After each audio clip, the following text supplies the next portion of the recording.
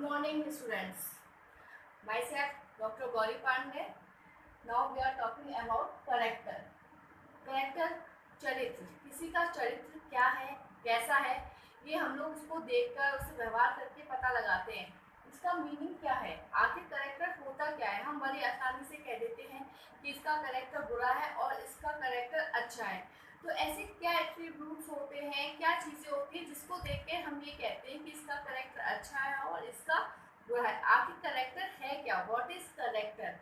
Character एक मानसिक factor है, एक मेंटल फैक्टर है। ये कोई एक फिजिकल फैक्टर नहीं है, ये एक मेंटल फैक्टर है। एक व्यक्ति को जो उसके गुण होते हैं, जो उसे दूसरों से अलग करते हैं, उन गुणों को ही हम कैरेक्टर कहते हैं।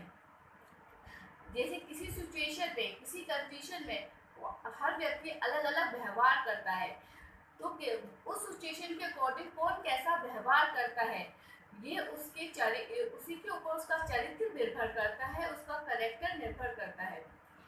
कुछ साइंटिस्ट या विद्वान कहते हैं कि अगर किसी का चरित्र नष्ट हो जाए तो वो मनुष्य जानवर के समान हो जाता है। उस मनुष्य, अगर किसी का कैरेक्टर स्पॉइल हो गया तो that man is a like a animal, वो एक जानवर है। उसके अंदर, उसके व्यवहार में जानवर से ज़्यादा उसे अंतर नहीं माना जाता है। ऐसा क्यों? क्योंकि एक व्यक्ति जो होता है उसका व्यवहार पे ही उसका कैरेक्टर डिपेंड करता है। Character is a sum of all tendency that a individual possess. एक व्यक्ति जितने भी गुण या अपना व्यवहार अर्जित करता है, वही टेंडेंसियां उनका ही पूरा संगठन कैरेक्टर कहलाता है। अब कैरेक्टर के कुछ गुण होते हैं जिनको ही देखकर हम सामने वाले व्यक्ति के बारे में बताते हैं कि उसका कैरेक्टर अच्छा है या बुरा है। तो one of them is self discipline. Self discipline, स्वयं का अनुशासन।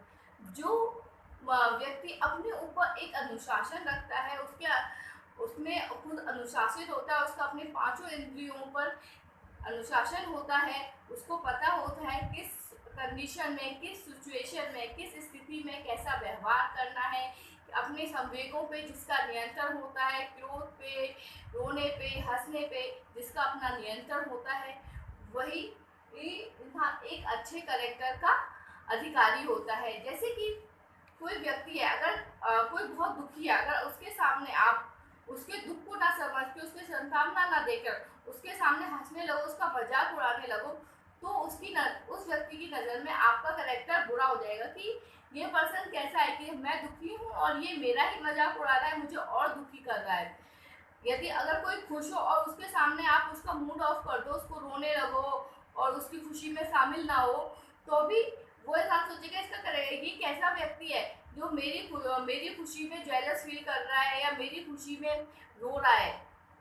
तो इस तरीके से हमें हर सिचुएशन में, हर स्थिति में अपने व्यवहार को नियंत्रित, अपने संवेगों को नियंत्रित करना आना चाहिए। हमें कितना हंसना है, कितना किसी के सामने कैसे रिएक्ट करना है, वो व्यवहार पे हमारा अनुशासन या अनुशासित होना चाहिए।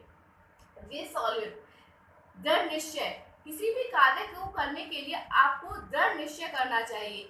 जैसे कि हम कोई कार्य करने जा रहे हैं, हमने सोचा कि आज से हमें गरीबों की हेल्प करनी है और सबको जैसे आज के टाइम में सब लोग जाते हैं गरीबों को खाना देने चाहते हैं, क्योंकि लॉकडाउन में बहुत सारे लोगों को खाना नहीं मिल पा रहा है। हम दृढ़ निश्चय करते हैं इस बात पे कि आज हम 100 लोगों को खाना खिलाएंगे, लेकिन हम नहीं खिलाते, तो हमारी बात की कोई इम्पोर्टेंस नहीं रह जाती कि अरे ये तो कहता है और फिर उस काम को करता नहीं है। या हम किसी से मिलने का प्रॉमिस करते हैं लेकिन हम उस प्रॉमिस को निभाते नहीं है, या किसी से कहते हैं उसका हम कार्य कर देंगे और करते नहीं है। तो अगर हम उस कार्य को जिससे वादा किया है, उससे दृढ़ निश्चय किया कि हम ये कार्य करेंगे, उस कार्य को नहीं करते, तो हमारा बैड कैरेक्टर में आ जाता है। और अगर हम उस कार्य को अपने दृढ़ निश्चय तरह के साथ निभाते हैं, दृढ़ निश्चयी रहते हैं कि अपना एक टारगेट डिसाइड करते हैं और उसके प्रति दृढ़ निश्चयी रहते हैं कि हमें ये करना है, तो हमारा कैरेक्टर अच्छा कहलाता है।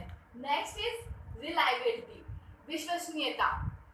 कि जो जिसका करेक्टर अच्छा होता है वो उसमें एक विश्वसनीयता का गुण पाया जाता है कि उस पर सब लोग बहुत आसानी से विश्वास कर लेते हैं। जैसे मैंने अभी कहा था कि हम किसी से प्रॉमिस करते हैं कि हम उसका ये काम या कोई भी काम हम कर देंगे या उससे हम कल इस वक्त मिलने आएंगे, लेकिन हम उसका काम नहीं करते या फिर हम उससे मिलने नहीं जाते, तो सामने वाला पर्सन जो है वो हम पर कभी विश्वास नहीं करेगा, कभी रिलायबल नहीं करेगा। वो कहेगा ये पर्सन तो रिलायबल नहीं है, इसका तो करेक्टर ही बेकार है, इसको रिलायबल नहीं कहा जा सकता, ये रिलायबल नहीं है। Next is beautiful. ब्यूटीफुल मतलब कर्तव्यनिष्ठता, अपने कर्तव्य के प्रति जागरूक होना कि हमारे क्या कर्तव्य हैं और हमें कैसे करने हैं, क्या करना है, उसके प्रति हमें जागरूक होना चाहिए, सचेत होना चाहिए और उन कर्तव्यों को पूरा करना चाहिए। लेकिन कई बार ऐसा होता है हमें अपने कर्तव्य पता ही नहीं है। जैसे कि एक पिता का कर्तव्य होता है अपने पुत्र को अच्छा पालन पोषण देना, उसका ध्यान रखना, उसको अच्छी और गलत बातों के बारे में बताना, और एक पुत्र का कर्तव्य होता है अपने पिता की आज्ञा का पालन करना। अगर पिता अपने कर्तव्य का अच्छे से निभा नहीं करता, उसे सही और गलत का समझ नहीं देगा बच्चे को, तो हम कहेंगे अरे इस बच्चे की क्या गलती है, इसके पिता ने ही का ही करेक्टर खराब है तो उसका करेक्टर कहाँ से अच्छा होगा, इसके पिता ने ही इसको अच्छी शिक्षा नहीं दी तो इसका करेक्टर कहाँ से अच्छा होगा। और अगर एक बच्चे भी अपने पिता का आज्ञा का पालन नहीं करता है तो हम कहेंगे कि इसका करेक्टर ही खराब है, इसको तो अपने पेरेंट्स की रेस्पेक्ट करना, उनको ओबे करना ही नहीं आता। तो करेक्टर में ब्यूटीफुल होना बहुत जरूरी है, कर्तव्य निष्ठ होना बहुत जरूरी है। आपको अपने कर्तव्यों का ज्ञान होना चाहिए, उनको पूरा करना चाहिए। नेक्स्ट है रीजनिंग पावर, तर्क शक्ति। जब भी हम कुछ काम करते हैं या कुछ भी सोचते हैं या हमें कुछ भी कहा जाता है तो हम तर्क द्वारा उसको समझने की कोशिश करें, आखिर ये ऐसा क्यों है, ऐसा क्यों नहीं है, अगर वो पर्सन ऐसे कह रहा है तो क्यों कह रहा है, उसके पीछे रीजंस क्या हैं, अगर हम कोई काम करने जा रहे हैं तो वो काम सही है या गलत है, इसकी पावर हमें कौन देता है, रीजनिंग पावर, तर्क शक्ति। एक इंसान के अंदर विवेकशील होना चाहिए, उसके अंदर विवेकता होनी चाहिए कि वो कोई भी निर्णय तर्क शक्ति के अनुसार या एक सही डिसीजन ले सके और अपने जीवन में आगे बढ़ सके। हमारे डिसीजन किसी और से इम्पैक्ट या फिर किसी और से प्रभावित नहीं होने चाहिए। हम इतने विवेकशील होने चाहिए कि अपने निर्णय शक्ति की पावर हम अपने पास खुद रखें, ना कि किसी और के पास। नेक्स्ट है easy and easy match. Easy, वो जिसका करेक्टर अच्छा होता है वो बहुत ही सरल व्यक्ति होता है, बहुत ही सहज होता है, वो हमेशा प्रफुल्लित रहता है, हंसता रहता है, हमेशा मुस्कुराता रहता है। वो उसकी जो उसका जो एक करेक्टर होता है, उसकी जो पर्सनैलिटी होती है वो बहुत इजी होती है, वो बहुत कॉम्प्लिकेटेड नहीं होता है। आपने सुना होगा काफ़ी लोगों से अरे वो इंसान बड़ा कॉम्प्लिकेटेड है, वो तो समझ में ही नहीं आता, एक पल में कैसा हो जाता है, एक पल में कैसा। और ये भी सुना होगा तो अरे वो तो बड़ा सरल आदमी है, उससे आप जाके मिल लो आपका काम हो जाएगा, बहुत ही सीधा सरल आदमी है। तो ये हम किसके आधार पे कहते हैं, उसके व्यवहार के आधार पर कि वो कितना सरल है, वो कितना सहज है लोगों से बातचीत करने में, वो अपने संवेगों को किस तरीके से इजीली सब लोगों के सामने पेश करता है, इस बात के ऊपर डिपेंड करता है कि वो कितना सरल, सहज और सीधा है। रिस्पॉन्सिबिलिटी, जिम्मेदारी, हर पर्सन को अपनी रिस्पॉन्सिबिलिटी, अपनी जिम्मेदारी अच्छे से निभाना आना चाहिए। आखिर हमारी क्या जिम्मेदारियां हैं, उनको हम किस तरीके से निभाएं। जैसे ऑफिस की रिस्पॉन्सिबिलिटीज़ होती हैं, हमें अपनी रिस्पॉन्सिबिलिटी पता होनी चाहिए कि हमारे पोस्ट की क्या रिस्पॉन्सिबिलिटी है और हमें कैसे निभानी है। तभी हम अपने ऑफिस में एक अच्छा एक पोजीशन पाते हैं, एक अच्छी पोस्ट पाते हैं। और अगर हम अपने ऑफिस की जिम्मेदारियों को दूसरे पे डालेंगे, अपनी सीट का काम ढंग से नहीं करेंगे, तो ऑफिस में सब लोगों की नज़र में हमारा करेक्टर बैड करेक्टर हो जाता है कि ये तो किसी रिस्पॉन्सिबिलिटी को समझता ही नहीं है, इसे कोई रिस्पॉन्सिबल काम नहीं देना चाहिए। सेम ही ऐसे ही घर में होता है, अगर आप रिस्पॉन्सिबिलिटी समझने वाले हैं तो लोग आपको रिस्पॉन्सिबल समझेंगे, जिम्मेदार समझेंगे और आपको कोई एक इम्पोर्टेंट काम देंगे, लेकिन अगर आप रिस्पॉन्सिबिलिटी नहीं लेंगे तो कोई आपको कोई भी एक इम्पोर्टेंट काम देने से डरेगा, क्योंकि आप रिस्पॉन्सिबिलिटी को नहीं समझते हैं। इसीलिए रिस्पॉन्सिबल होना एक कैरेक्टर स्ट्रॉन्ग के लिए बहुत ज़रूरी है। ऑब्जेक्टिवनेस और फिर वस्तुनिष्ठता, मतलब आपको पता होना चाहिए आपके ऑब्जेक्टिव्स क्या हैं, आपको क्या काम करना है। ये नहीं कि आप बहुत ही ज़्यादा हवा में घूम रहे हैं, कल्पना में घूम रहे हैं, ऐसा नहीं है। आपके दिमाग में, आपके माइंड में आपको पता होना चाहिए आखिर आपके ऑब्जेक्टिव क्या है। जैसे कहा जाए कि एक पर्सन होता है, वो सिर्फ अपने बारे में नहीं, उसे दुनिया के बारे में भी सोचना चाहिए।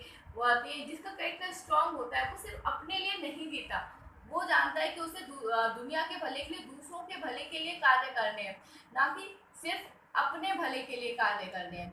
इसीलिए किसी भी जिसका करेक्टर गुड करेक्टर का व्यक्ति जो होता है, उसका अपने ऑब्जेक्टिव्स, अपने एम, अपने माइंड में सारे क्लियर होते हैं। तो हम लोग करेक्टर से क्या समझे? करेक्टर से हम समझे कि एक व्यक्ति का जो व्यवहार होता है, जो वो विभिन्न परिस्थितियों में प्रकट करता है, वही उसका करेक्टर या चरित्र होता है। और इसको अर्जित किया जा सकता है। करेक्टर कोई जन्मजात प्रवृत्ति नहीं है, इसको आप अर्जित कर सकते हैं। ऐसा कहा जाता है कि आपके अर्जित गुणों का संगठन, उनका एट्रीब्यूट्स का ऑर्गेनाइजेशन ही चरित्र है। बहुत सारे विद्वानों में तो विभिन्न प्रकार की परिभाषाएं दी हैं। अब जैसे कि डम्बल्स ने दिए, character is the sum of all tendency that a individual possess. Character बहुत सारे गुणों, बहुत सारी टेंडेंसियों का सम है, संगठन है, जो कि एक इंडिविजुअल व्यक्तिगत रूप से रखता है। ठीक है, I think now you can understand what is character and what is the merits of a good character, कि करेक्टर क्या है और करेक्टर एक अच्छे चरित्र के गुण क्या है। Now I want to give you a assignment. मैं आपको एक असाइनमेंट देती हूँ जिसमें आप लोगों को करेक्टर की विभिन्न विद्वानों की डेफिनेशंस लिखनी है, उसके मेरिट्स लिखने हैं, और ये असाइनमेंट आप लोगों को मुझे कंप्लीट करके दिखाना है इन 7 days। Okay, good afternoon students.